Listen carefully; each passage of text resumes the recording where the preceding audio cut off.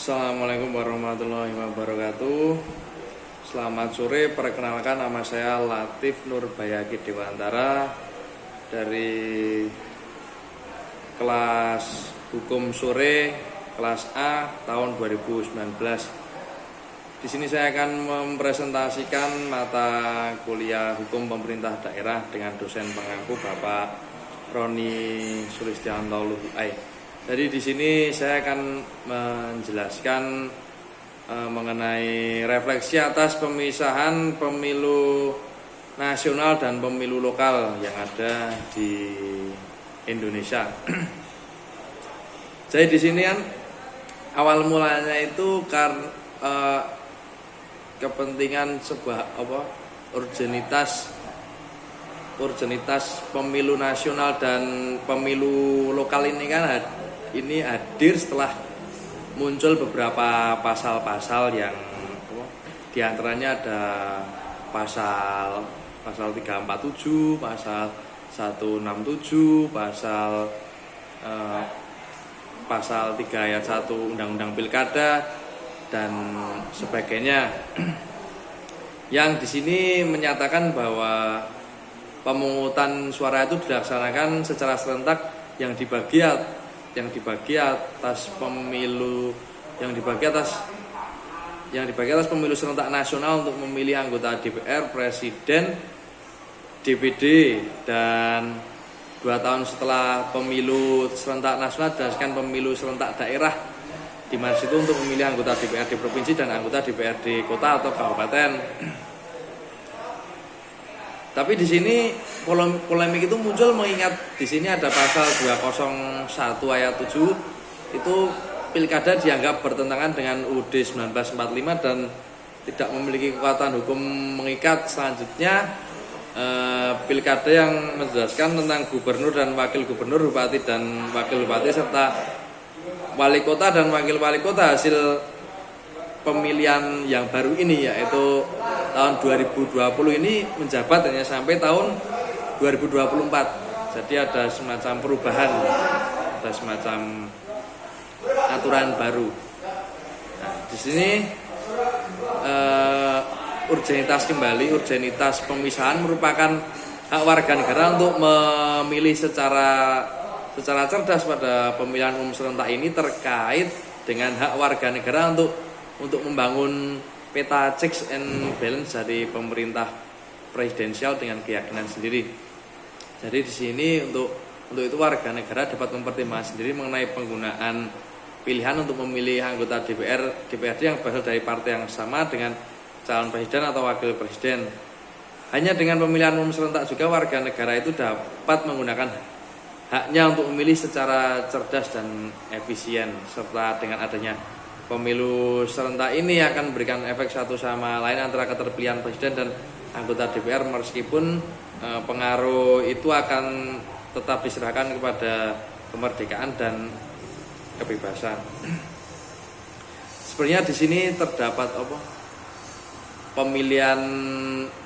penyelenggaraan pemilu dengan 5 kotak secara sekaligus itu kan sebenarnya menimbulkan suatu pro kontra, menimbulkan suatu hal yang menyusahkan bagi masyarakat untuk memberikan pilihan politiknya, karena di sini kan bagi beberapa masyarakat akan terjadi kebingungan bahwa terlalu banyak kotak yang harus dia masukkan, yang harus dia pilih, di mana di situ ada pemilihan untuk presiden, wakil presiden, anggota DPR Republik Indonesia, anggota DPD RI, anggota DPRD provinsi, anggota DPRD tingkat kabupaten kota, sehingga di sini pemilih pun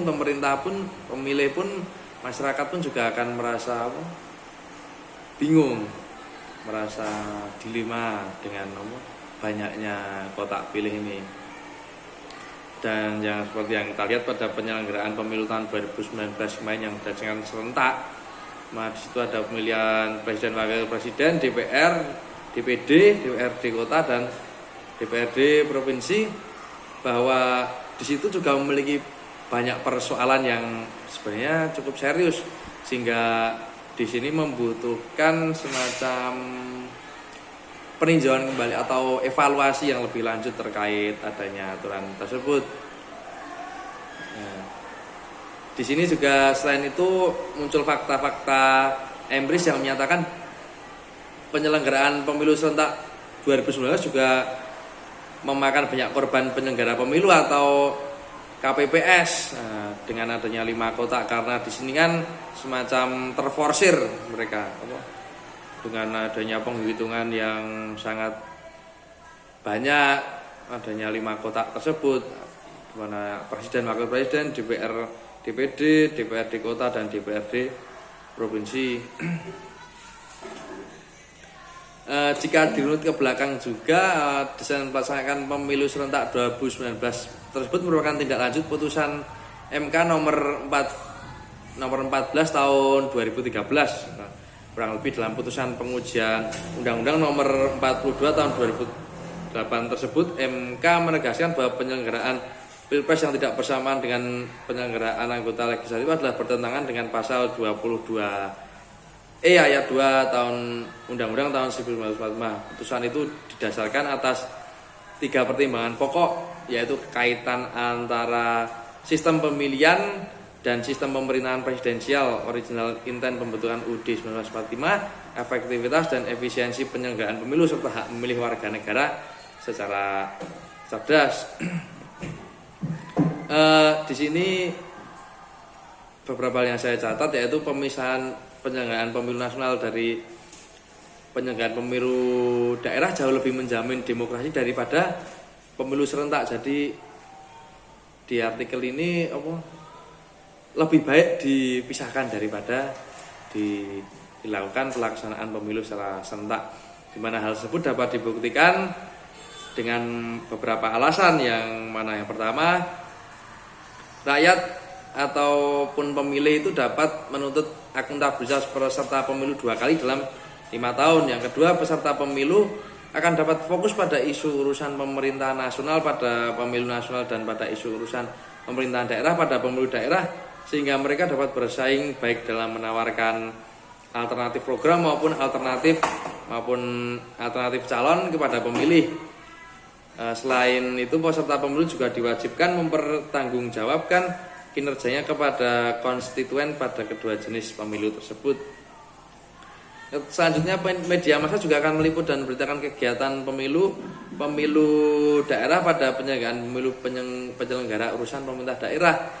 Bahan informasi yang harus dicari, didengar, dan diolah pemilih tidak akan terlalu banyak, karena isu urusan pemerintahan nasional dipisahkan forum pemilunya dari isu pemerintahan daerah, sehingga pemilih akan dapat mengambil keputusan secara bebas. Di sini selanjutnya saya juga menyampaikan bahwa berhasil tidaknya pemilu itu dapat dapat dilihat dari sisi proses dan hasilnya. Proses pemilu dapat dikatakan sukses bila asas luber judil itu benar-benar diterapkan. Itu asas luber judil benar-benar dapat terwujud dan dapat dilaksanakan dalam tahapan pemilu. Di sini semua peraturan perundang-undangan dan prosedur pelaksanaan tahapan benar-benar terimplementasi dengan baik dan benar. Jadi setiap terjadi pelanggaran, pelaku dapat mendapatkan sanksi sesuai ketentuan yang berlaku. Konsep pemilihan umum yang dilaksanakan di Indonesia itu